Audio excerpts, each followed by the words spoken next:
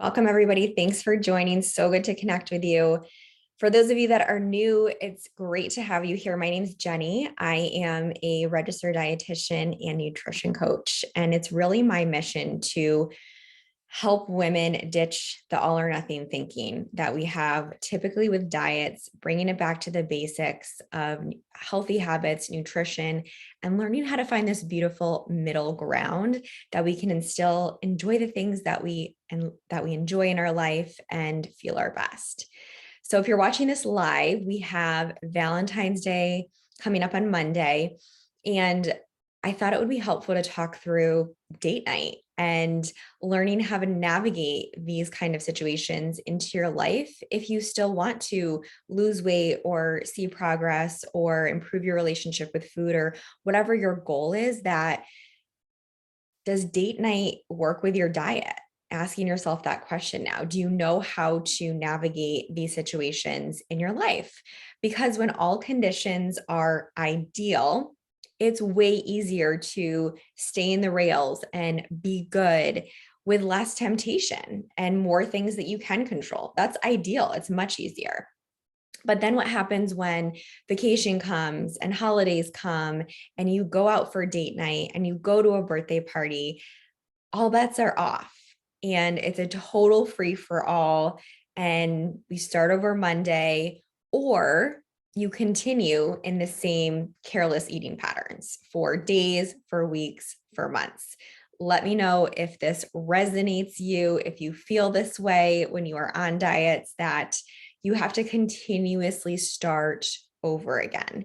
And this repetitive cycle is really what is keeping you from seeing the progress that you want and actually learning how to work your nutrition within your life rather than making your life fit into a diet plan that you're on.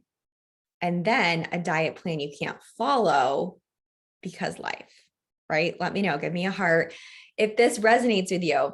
Because when a coaching client asks me, Jenny, what should I get when I go out to eat or when I go out to dinner, expecting me to say the healthiest option, right? Salad or, something with lots of veggies and lean protein, which is definitely a great choice, but I don't know what you value from a meal or from an eating experience. And that's one of the first things I'll ask them. What do you value from that meal? If I were to say, we're going out to this specific cuisine, Mexican, Italian, whatever it is, what do you look forward to? What do you value? And because when you go into an experience with a sense of knowing that you're able to enjoy the things that you want to, you don't feel restricted. And then you don't feel the need to overeat that forbidden food behind closed doors when you can't take it anymore. Because this is what happens when you go out to eat and you order the healthiest thing or the thing with the lowest carbs. You have the salad with grilled chicken and you don't have any carbs, no dessert, completely restrict yourself from other aspects of the meal. Guess what? You go home later and you overeat all of the things. You overeat sugar specifically because you had no carbs at your meal. And you feel completely out of control. You feel frustrated. You feel guilty. You feel shameful. You don't feel good the next morning because you ended up overeating. And it's this repetitive cycle. So my point is it's not always the answer to eat the quote unquote healthiest thing or to restrict yourself from what you actually value within the meal. Because eliminating the aspects of the meal that you genuinely enjoy doesn't last.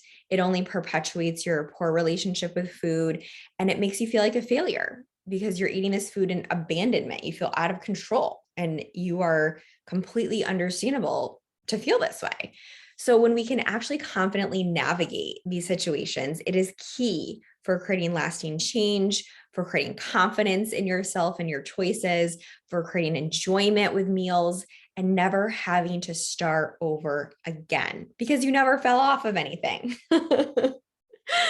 So my husband and I went out to eat the other night. Lately, we have been ships passing in the night.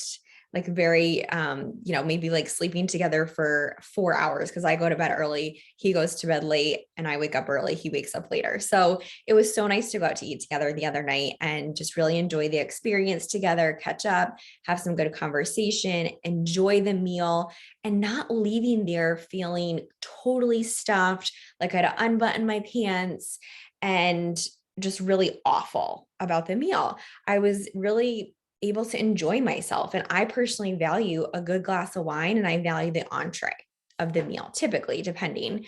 So we split the appetizer. I had half of my entree because it was absolutely huge, and we skipped dessert. I did have another glass of wine because that's, again, what I value. And maybe you value the dessert, which is awesome. So you can absolutely make that work and adjust other aspects of the meal because there's so many fun things to enjoy. And if we have all of the things in excess, we're not going to feel good. So when you can really learn how to navigate this it's what makes sense for you. It's not about me. It's not about the next person. It's not about your friend. It's about you. So with my nutrition coaching clients, we're collecting data and we're learning about the eating experience because we have to check in with all of the factors involved within the day and within, again, what you enjoy. And we're getting feedback and we're identifying what's working well. What can we do differently next time? How can we be kinder to ourselves and talk nicer to ourselves? And we just keep going. There's nothing that we fall out off of or start over again. We just collect data, get feedback, and keep going. So I want to share with you some tips for date night. And if you follow me on social media, I just posted this. I thought it was good. I said, if you are cheating on your relationship, there's something wrong with your relationship. Could we agree? If you're cheating on your diet, there's something wrong with your diet. So my first tip for you is learning to change your language with how you perceive and talk about food. Because the way that you perceive and label food has a direct effect on your relationship with it. So think about if I said to you, this weekend, I'm just going to cheat a little bit on my husband, but it's fine because I'll start over again Monday and it's just a little bit. You would be like, what are you talking about? Right? You would be like, there's something going on here. You need to work on your relationship. There's something missing in your relationship, or you're not satisfied, or whatever it is. But if you think about our food choices, why is it okay to talk about literally something that we do every day? We eat every single day. We need energy. We need nutrition. So if we can just change the way that we're talking about cheat meals and good and bad foods and guilt foods and all of those words that are actually creating this toxic relationship and view and perception of these foods, that's leading to feeling out of control, feeling obsessive, and feeling all consuming, right? Because think about a relationship that you've been in, that if you were cheated on or they cheated on you, I've been there, right? Raise your hand, let me know. Have you been there in a relationship that one person was cheating on the other? How do you feel when that happens? You feel betrayed. You feel like you have this awful feeling. You feel like you're not good enough. You feel like it's all you can think about. You start doubting yourself. You start feeling out of control. You start like all of these emotions, right? But it's crazy how similar these emotions are when we fail the diet or overeat the food or, cheat one day. That's exactly a problem. So if we can just start having more of a neutral view, it doesn't have to be, only one way or the other, but having just more of a neutral place that we're coming from can be so helpful. So that's the first tip. The second tip is what I said earlier, choosing what you value and building around that. Because you want to think about how you're going to feel about the choices you're making versus just focusing on an aesthetic outcome. So if you're saying that I'm eating this or I'm not eating this because the scale is going to go up tomorrow, that's not motivating. to make a better choice. It's really not. Like, we think if I'm just focused on the scale or what that's going to say, that that's the only motivator. It's short lasting. It's not going to get you through those moments that are harder to navigate. So if you can come from a place as, how is this going to make me feel later? Is if I'm going to have this, will I feel awful tomorrow and skip my workout? And then that's going to drag into the choices that happen the next day. Am I going to probably go to bed later and then sleep in later and miss my workout? Like, all of these things of how we want to feel can be more motivating than the aesthetic focus or the scale number. Number 3, ditch the all or nothing thinking, because it's not the one food, it's not the one meal, it's the choices that we make after that matter most. And when you're coming from a place of, oh, I had a piece of cake, I had this piece of chocolate, I ruined everything, all my hard work, so I'm just going to have, 4 pieces of pizza for dinner. I'm going to finish the container of ice cream. Screw it, I messed up. I'm just going to let the rest of the day kind of just go as it is and not be intentional. That's exactly the problem. It's not that one food, it's the things that happen after it. So if we can, again, enjoy whatever it is that you're having, move on and get back to the habits that support us, that is how you will be successful. Number 4, plan it into your day. So the way that I am tracking nutrition and journaling with clients can look very different. So this can look different depending your relationship with food and what makes sense for our focus. But if we are looking at calories and macronutrients and you're journaling food that way, you can plug in that food ahead of time and say, okay, I'm going to have a piece of cake for dinner, or I'm going to have, 2 glasses of wine later on. Put that in to your day and then build around it. So you can see that you actually can include this food or drink into your day in a realistic way, and it's actually not blowing everything out of the water. So this can be a really helpful thing just to see with numbers. So if you can see, actually, like, if you're looking at calories that you need for the day, you actually can fit in the things that you enjoy when you can see the big picture. So try to plan it into your day that way.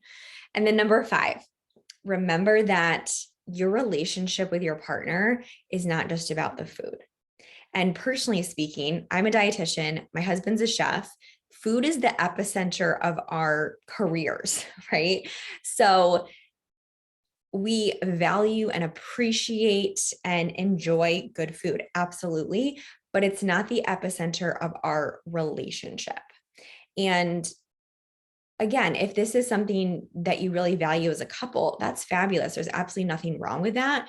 But maybe just think of other things that you can do with your partner that isn't just revolving around food. And maybe with your date night, it can be something different that's not going out to dinner. And I would love to hear from you guys if you have thoughts or suggestions or things that you do with your partner that aren't revolving around food. And I know it's a little tricky this time of year and with everything going on in the world, but there's still options that we can do differently. Maybe that means going ice skating or figure skating, or going to a performance, a show, a concert, going skiing together. My husband and I are remodeling a house together. So we're doing this project, and a lot of the things that we're getting together around are ideas and bouncing ideas off of each other and learning different skills. So it can be helpful to just look at your relationship in other aspects than just the food piece. So let me know if that resonates with you. So just to kind of come full circle here, our 5 tips for navigating date night is changing your language with food and your perception of it, choosing what you value most and building around that, ditching the all or nothing thinking, planning what you value or more the fun foods and drinks into your day, and remembering that your relationship is not just about the food, or the experience is not just about the food. So I hope that was valuable to you all. Thank you so much for joining. If you're watching live on Facebook, send me a comment below, or if you're watching this on YouTube later, send me a comment. Let me know what is the one tip you are focusing on this week if you are moving into Valentine's Day watching this live. So let me know if I can do anything for you. My name is Jenny. I will catch you on the next video.